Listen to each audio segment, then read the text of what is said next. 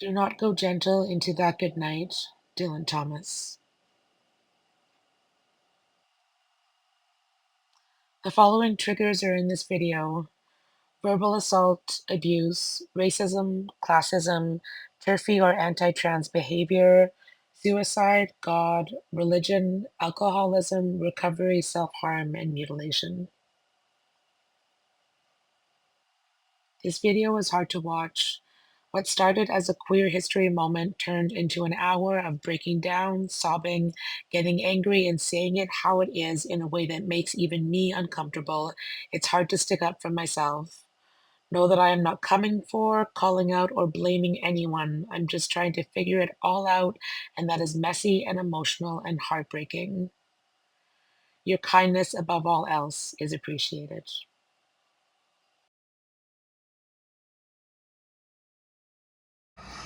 Hey, so it's been a moment since I've done a queer history or a disability or any kind of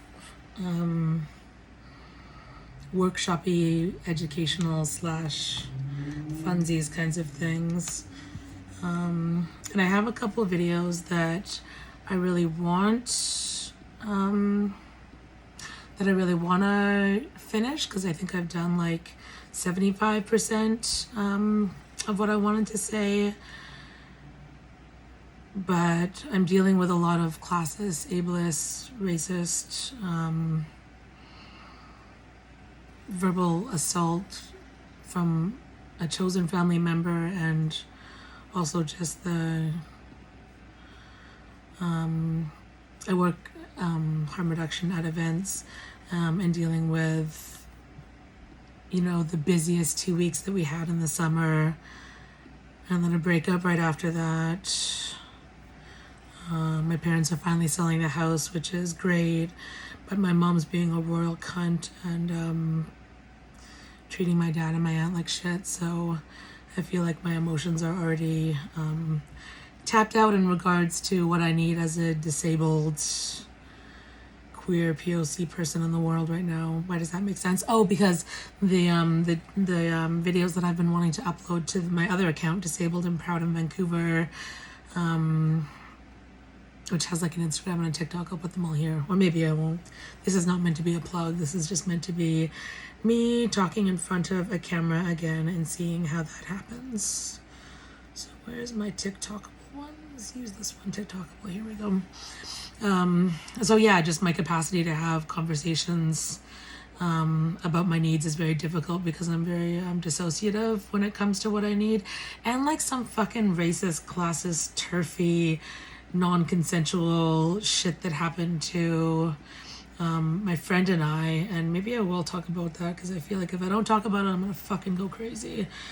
And the couple of people that I have talked about it with, I've been very selective in who I'm telling, because I know that some people will understand how serious this person's actions, how not serious, how harmful this person's actions are, and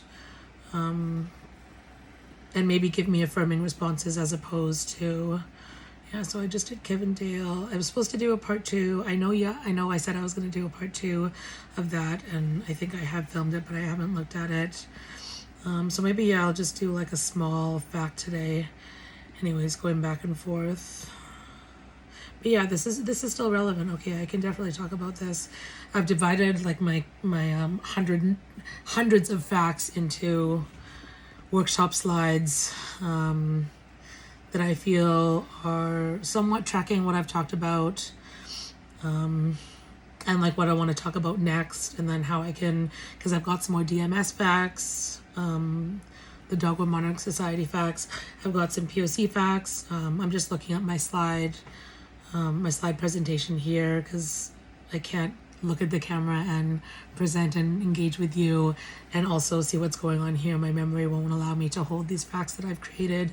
And I think that's maybe why I feel like queer history is something that I want to talk about right now, because I've been very thorough in finding facts and sharing facts, and I get very excited and very emotional but in a validating way, when I'm talking about queer history, because it's something I'm good at. And right now, that badass that I know I am and that strong person that I know I am, I'm just not able to be that for myself right now. And that's okay, because I can just kind of keep throwing things at the wall. I think about like when you're cooking pasta and they say that pasta is perfect when you like throw it against a wall and it sticks. So that's literally what I'm trying to do on like a daily basis, to stay here and stay positive and stay grinding and fighting and engaging and being the person that I need to be for other people right now. And hopefully in that somehow my own needs will be taken care of. Hopefully I'll be able to elevate myself. But I know that that these queer history TikToks are fun to make. So I'm going to talk about it's a fact from back in the 1960s, but I think it's very relevant to what's going on with me right now, what's going on in the greater queer world, when it comes to us as queer and intersectional people needing help and support, and people and community. So I'll share the fact, and maybe I'll talk a little bit more about its relevancy after that. So I'm going to put up on the screen here a hand-drawn business card, or the back of a business card, that's black and white, wavy, kind of checkered lines. It's actually very fashionable as a design today, because I see a lot of like the checkered pattern looks. And the back of this business card says in black block letters, "You are not alone." And in 1964, the first gay positive organization in Canada was founded here in Vancouver, BC. It is Association for Social Knowledge, or ASK, and it was founded in 1964. Also in 1964, Ask published the first gay positive newsletters, namely the Ask newsletter in Vancouver, and I'll pop an image on screen here, and the newsletter Gay in Toronto, Ontario. And the publication Gay from Toronto was the first publication with the word gay in and as its title.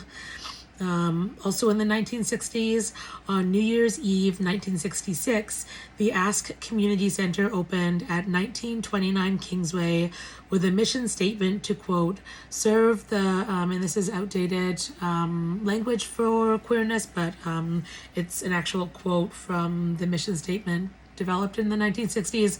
So the mission statement is to, quote, serve the homosexual community. And this center was the first of its kind in Canada. I made some notes here about the kind of difference that these sort of organizations make. And I apologize for reading it off script, but please try to imagine me trying to engage with you about this content. So I imagine it would have felt liberating to finally have an organization, a newsletter, and a community center where you could see yourself, be safe, supported, and could connect with others. It's so necessary to have those physical and non-physical spaces. And that is so true. I feel like I was engaging with a friend, Kat, who is this amazing queer priestess and death doula, and do a lot of really important work for our queer trans neurodivergent community. But we were talking about this after the Surrey Dyke March, and I asked if they wanted to come to work with me because I was working at the Birdhouse for Cheap and Cheerful. And they're like, yeah, fuck yeah, let's do it. I want to go dancing. And I was like, fuck yeah. So we were talking about the space, the Birdhouse, and I know that I talk about this venue often, and bear with me because I feel like a lot of people think that it's a bar or a club, and it is very much that. Like, there are people who come there to party, and it's fucking great for that, and meet people and dance and do all the fun things that we want to do to derive pleasure that we need, honestly, because this world can be a dark fucking place, and you need to be able to have somewhere to let loose and be yourself. And that's why I'm finding a lot of similarities in, this Ask network that was established in the 1960s, and drawing, parallels to, 60 years later, queer people still needing that place, that we feel safe and supported and validated and can just have a good time. And Kat and I talked about the birdhouse being a sort of church for people that need that, and not the denominational or religious institutions that we're used to hearing about in the Western heteronormative patriarchal society. If anything, working against that and healing us from that. But I think church in the more spiritual, meaning that we were talking about, it's like it's a place to gather every week. We come to this venue and we see each other's faces. And I'm not going to cry because I have things to say and I can't cry through tears, or I can't speak through tears. But it's a place that we come together and get support and see people that we know that we're going to feel familiar with. And maybe the gospel is the music or the tea or the comments on drag performers or the conversations you have with us as sober buddies and harm reduction staff when it comes to just being like, hey, this is a really this is a really cool place. It's a real cool place to have and to be able to provide that to people. Like I feel like everybody who has ever needed a space and felt like a weirdo or a quote unquote freak, or like they didn't belong in like these gay spaces that are very, and again, I'll use these words that, people from the queer community that I'm aligned with understand, but it's not that elitism and that classism that exists in a lot of white queer culture, and are just very, very separate and apart from queer people, not in a bad way. No one's better or worse than anyone, but there are already spaces for these people, and I'm interested in creating space, cultivating space, celebrating space, and making space in a very intentional way for people who have always felt like they were on the outside. And I think like God, what that might have felt like, and I'm sorry, God, not in the religious sect. I will find other words to use because I know that those words can be triggering, but again, bear with me because capacity to do those things can be difficult. But yeah, I imagine like what was it like 60 years ago to finally have like, hey, there's a physical space on Kingsway that queer people can go to in Vancouver, and they can feel safe even for a moment. They can pick up a copy of a newsletter and hear stories about people who are like them.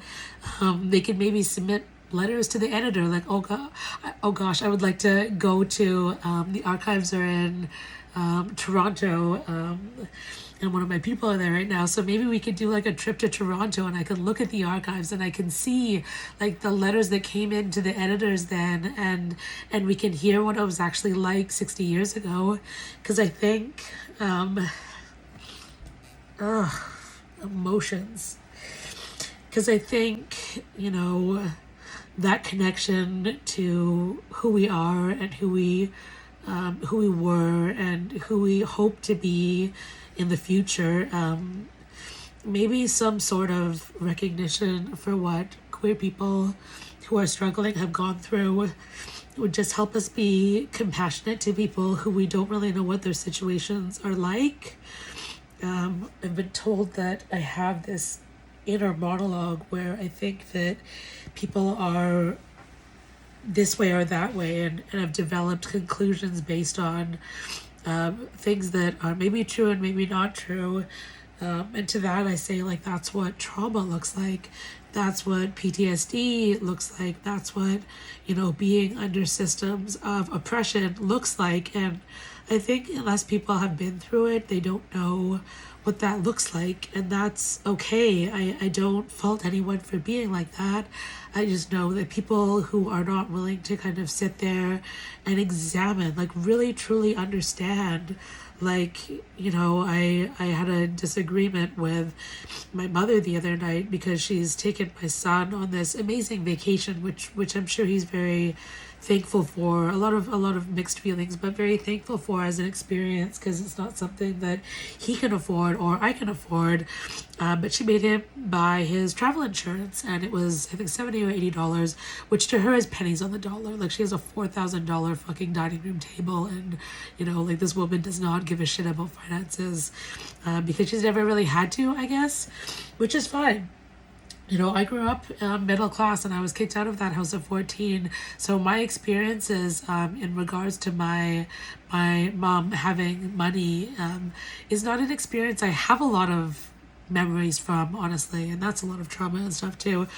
But sorry, what was I getting at? Oh, the travel insurance. So I said to my mom that, you can't make him pay for something like that. I know $70 isn't a lot to you, but to him, that's a lot of money. He is not working. He is a student. We are living in poverty. And she's like, I don't want to hear anything about that. And I'm like, you can't even hear what I'm saying. You won't even listen to what I'm saying. So when other people who are white and do classist shit to me say that I have an inner monologue about my situation, where the fuck do you think that comes from? That has an origin, and don't fault me for having that experience and not having that affect me. I'm sure that if other people had had the experiences of having parents like the ones I have, would have the same feelings that I do. I'm very self-aware about what I'm feeling, but I'm also allowed to draw conclusions and cut off people in my life. Yeah, the person from New West Pride, Jesus fucking Christ. I'm jumping around a lot. It would be funny if I actually posted this entire fucking thing, but I don't think I have the balls to do that. Yeah, New West Pride. I'm bouncing around. Sorry. Feelings are a lot. I'm caught up in a bunch of emotional tunnels, and I haven't really been able to process it. But I'm going to try and process it now, I guess. Hey, why not? On camera. We love that shit. Yeah, New West Pride. New West Pride was really great. I went with one of my favorite people in the world, and they brought one of their friends, which was super cool. And I got to actually be a part of some of the festivities, and I got roped into conversations with people that I work with, or know, or stuff, which was very fun to be able to have an actual full conversation and not have to be pulled away by a work thing, or a relationship thing, or a mum thing, or it's just really fun to be able to just have a day to myself. But yeah, I saw another one of my favorite people, and I ran up and gave them a hug, and we talked and we vibed, and it was cute. And then I saw so many fucking good performances. If you did not come to New West Pride and see the lineup of free performances that were offered at the fucking Sober Lounge, you missed out. Holy shit. But yeah, I came away from New West Pride as a day very, very nourished and happy, and in pain and tired, but really happy that I spent the time and energy to be able to go there. And then the festivities were wrapping up, and I think this is just my hint to just always go home on a high. If you're still having fun, go home. I shouldn't be latching on to future opportunities to keep this momentum going. I should go home and bask in the glory that is the things that I have to be grateful for in my life. And I'm maybe needing to learn that lesson more and more, and I'm gonna try and remember it the next couple of times I'm out and having a really wonderful time. I'm just gonna go home when I'm on the high, when it's coming from a good moment. Because I saw someone from my past, and I was a different person in my 20s. I think we all were. I mean, I drank heavily. I was untreated and undiagnosed for a lot of things like alcoholism and suicidal ideation, anxiety, depression, and some oh gosh, not some ADHD, I guess, and some other neurodivergent. I don't know, it's the things that exist inside of my body that I did not know about myself, knew about myself, but I think tried to push back in a way. I thought that, I grew up in a household where alcohol was pushed on you as a means of celebration, and within that, becoming an alcoholic and realizing that it was a difficult struggle. Yeah, what was I talking Oh yeah, so I ran into someone from my past, which is always kind of cool and also kind of not cool. And this person is probably a wonderful person, or maybe not. In any event, it doesn't matter because I'm focusing solely on the interaction that we had and how it left me feeling. And they said that I had done this like action when I was in my 20s that I guess left across the counter when they were working coat check and made out with them, which sounds like something that I would do because I love making out with people. And I was like, oh yeah, I didn't really like remember that. I'm really sorry. And they're like, oh well, I remember that. And I was like, yeah, cool. I'm like, well, we're just going to like smoke out by the pier. Like, do you want to come with? And she was with, and he was with this other lesbian woman, about the same age range, I'd say. So we all went to go kind of smoke and hang out. And in this very short interaction, God, it's like it happened like that. Probably because of the exhaustion and the fact that we were, smoking weed and all that. But the woman that was with this person, and I'm trying to be really careful about not using names. The person that I wasn't friends with, the person who was the person with the person I was friends with back in my 20s, or the person that I had left across the counter and made out with. So the friend of that person, she was like, oh yeah, like, you're Filipino, right? And I'm like, here we go again, another fucking white person. Fucking white people doing stupid shit like this. Yeah, okay, like, yeah, I'm Filipino. Do you want a fucking prize? And I didn't say the last part, obviously. I was like, because it's all about the fight, freeze, fawn, friend, ding, ding, ding is what we're doing at this point. I think that's what it is. Anyways, I don't remember the divisions of what the definitions of each of those are right now. But whatever I was doing, I was trying to just like, yeah, like I'm Filipino, yeah. And she's like, yeah, I hooked up with a Filipino once, and I was like, cool. And she's like, yeah, never again, whites only. And this person had the fucking balls to say that to my face. I'm like, are you fucking kidding me right now? This is what people are doing. They're walking around, like, I've seen this on dating apps. I've seen this, when people are talking about their type, and it never really is someone who is a person of color, unless it's a person of color who is saying it, because usually we are attracted to people who are also people of color. Anyways, so I'm not going to get into all of that rigmarole thing. But yeah. How the fuck is that supposed to make someone like me feel is what I was thinking. And the fact that I didn't say anything when she guessed my ethnicity, like it was Trivial Pursuit and she had won the yellow triangle or whatever. I didn't say anything when she was like, oh yeah, I hooked up with a Filipino, therefore fetishizing me and my ethnicity and reducing all we are as a whole people with culture and traditions and language and beauty and love, reducing us down to, oh yeah, someone that I fucked back in the day. And then saying to my face, whites only. That hit where I don't even know what to say. So like I'm walking away, and I don't know if my friend heard this. I haven't talked to them about it. I don't really want to. But yeah, so it kind of just feels shitty to not be white. I think my life would have been a lot easier. I think that if I looked like her, she wouldn't have treated me like that and continue to treat me like this. I think that a lot of the relationships that have, broken up due to misunderstandings wouldn't have ended, I wouldn't have had my heart broken as much, up to and including this time. And that sometimes makes me feel like I want to peel off my skin. Like, go beyond the self-harming. And just like,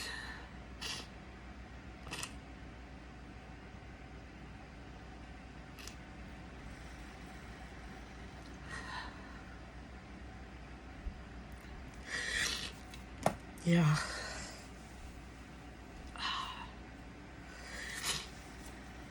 So yeah, community.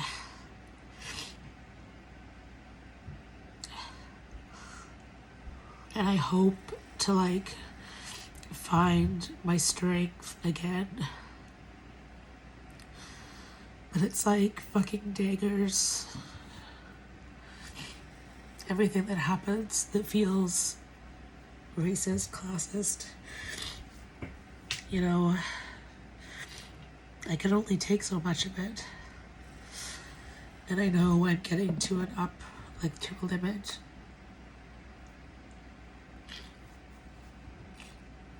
And I know I'm not supposed to take it personally. I know that I'm overly sensitive. And I'm not saying that with air quotes because this is not someone's, accusal of me being oversensitive. This is my self-awareness, knowing that I am.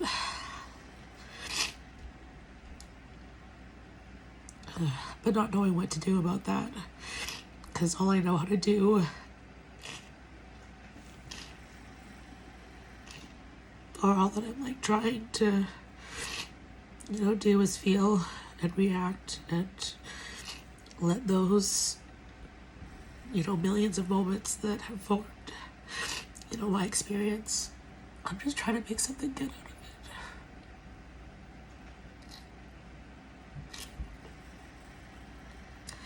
And I can't do that if these motherfuckers keep coming at me like that. And I didn't even say anything to her at that point. That was rough. That was rough to go home and do that. That she's just walking around. And I was like, you know what? If she needed to say that to someone, if she really just needed to get that shit, that racist fucking shit out of her mouth, if she needs to get it out of me, then sure, throw it on me. I would rather me than someone who would go home and harm themselves or sit there hating themselves.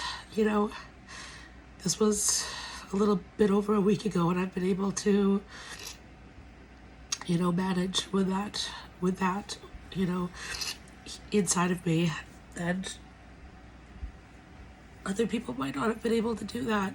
So if that needed to exist, fucking fire away. But also, at one point, I'm going to be the person who's going to be harmed so much that it's going to be too much. And I don't think anybody, myself included, knows when. And that can be really scary. And that makes me want to push people away. And I need people to understand that that's why I do it. That I push people away because I know that limit, I have to stay here.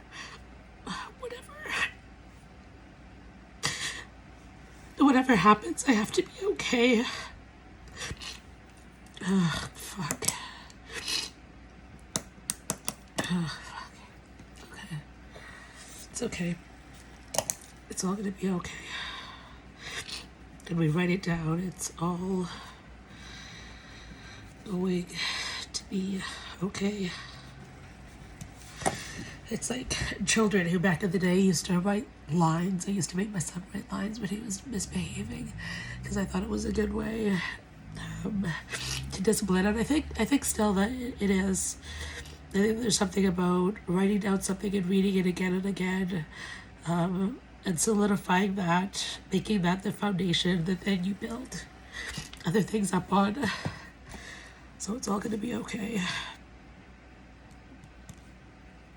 Line number 1. Yeah, so after that happened,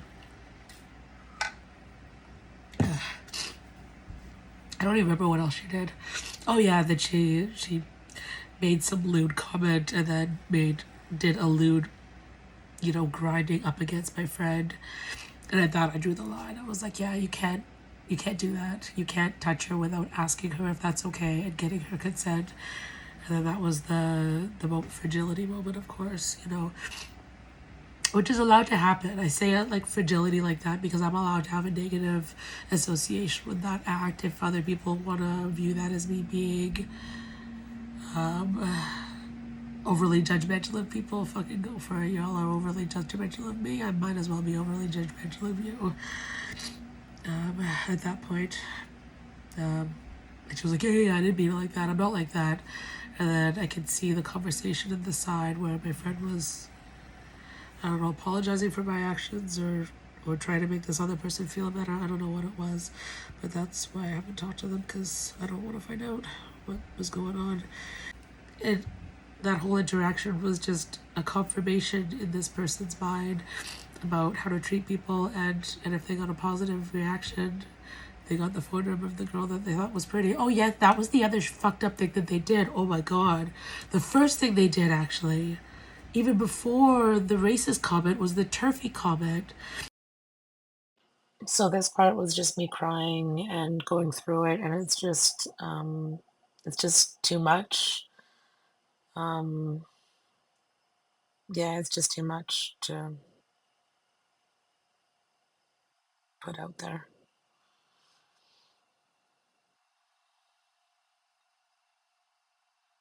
So I regulated and then came back and gushed over all the drag performers, my happy place.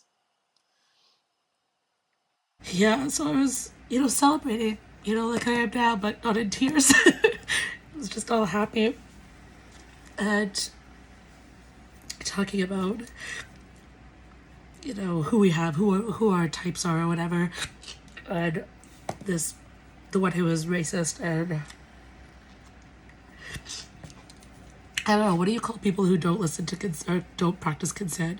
I call them predatory because I think consent is so important, but people again think that's an overreaction. But what do you call people who touch other people without asking them, even if it's done in innocence?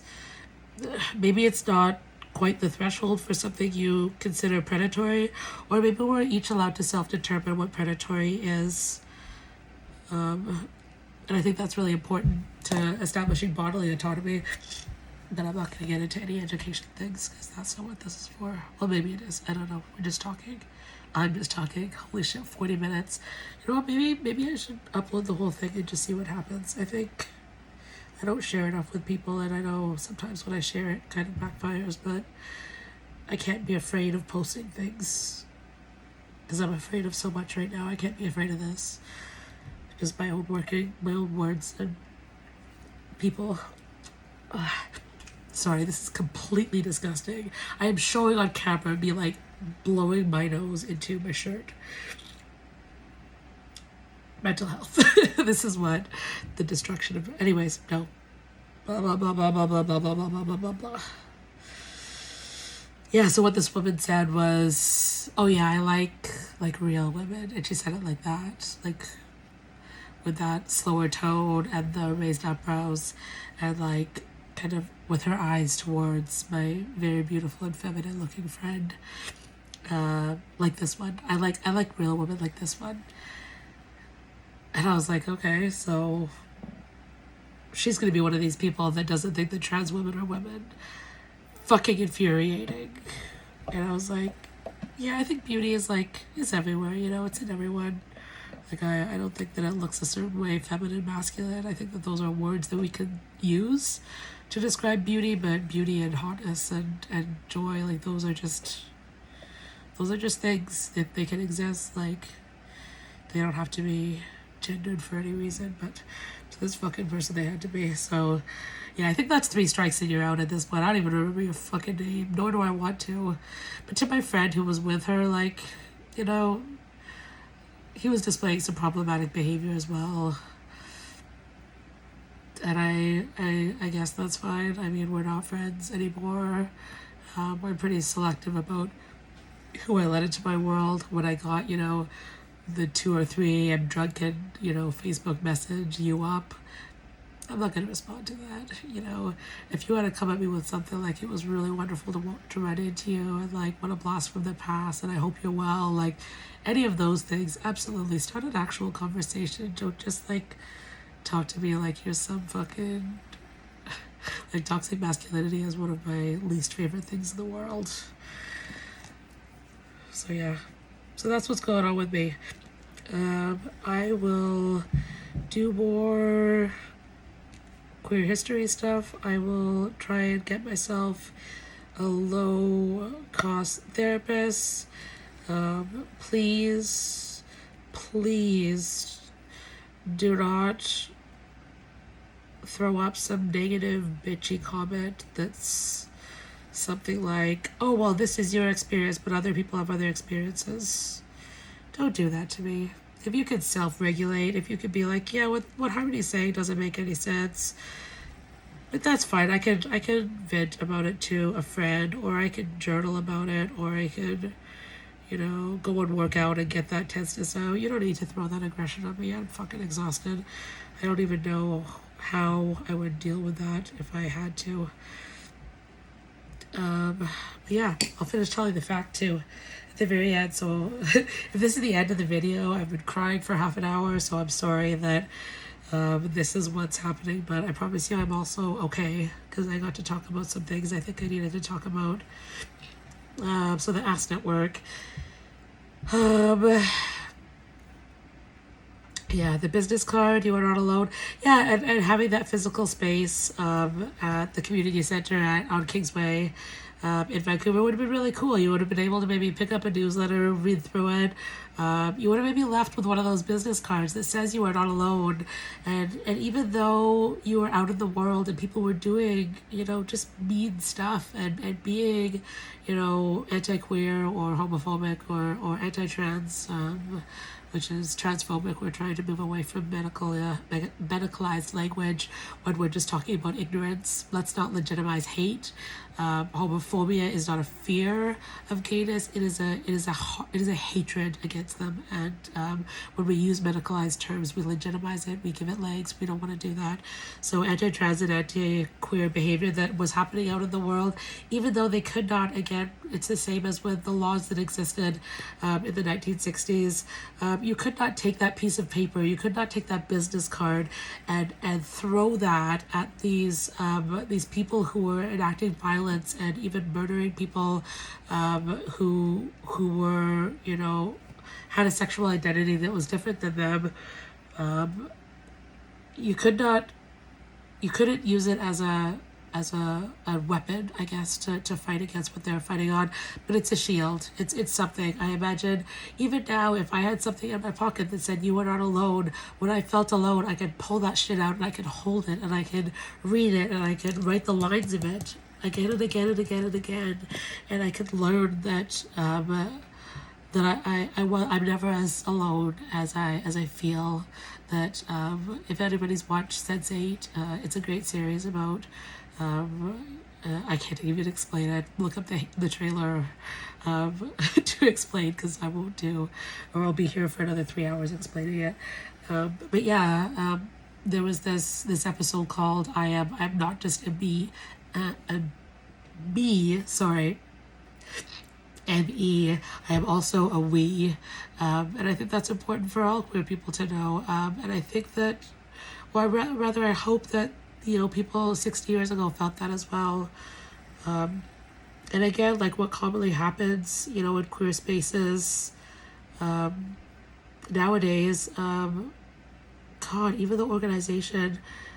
Yeah, it's incredibly sad that after only a few years, the newsletter, the community center, or the organization were all gone by 1969. Wow, it didn't even exist for 10 years. I wonder why. I can only hope that there was another organization that was formed after that one disbanded. Yeah, it's a common theme now. Even nowadays, that we lose 2S LGBTQI plus positive spaces. Oh yeah, and I'll throw it up again. The cover of the Ask newsletter An image description is that it's dated September 1964. It's labeled Volume 1, Number 6, and it has a kind of a bunch of looks like almost like honeycomb, like maybe it's lenses of some sort, and it looks like it's just got a bunch of the same image of a person. Goodness, I can't see what it is. I'll maybe put in text what it is. It kind of looks like a person. I see people dancing maybe. Yeah, and it's got some details about the newsletter. Yeah, so here's the newsletter. Here's the card that says you are not alone. And then I think I also somewhere have a cover of the gay magazine from Toronto, Ontario. I think I'll finish this video off with a note that I wrote when doing the workshop. And yeah, so I'm going to talk about being intersectional, people that are like me who are under multiple systems of marginalization. Here's just a few examples: colonialism, racism, classism, ableism, anti-queer, anti-trans, anti-fat cultures, and ageism. So racism is one system. Ableism is you are under that system of oppression if you are disabled. And disability umbrella is like a huge umbrella. Mental health issues count. Neurodiversity, being ADHD or autism on any of the spectrums of sensory or dealing with sensory overload. If a building does not have stairs, or only has stairs and does not have a ramp, that building is perpetuating the system of ableism that we are all under. Disabled people are under it, non-disabled people are under it. We are all under every system of oppression if we abide by its rules. I'm gonna try and get through this without crying. I faced adversities my whole life, many of them because of the identities I was born with, have no control of, used to be ashamed of, and I'm now learning that shame, it never belonged to me. It was a product of white fragility and oppressive forces that favor the white majority and make it feel like the oppression, the abuse, the pain, the microaggressions that weigh heavily on my soul are somehow my fault, that means something is wrong with me. It's not. I think everyone needs to take a hard look at the stories of the people that inspire them and ask what tangible actions are you doing to honor that inspiration. Thank you. This video is a full hour. It's my only full hour video. I'm going to make a YouTube channel. I'm going to fucking post it. I'm going to be brave. Please don't make me regret that.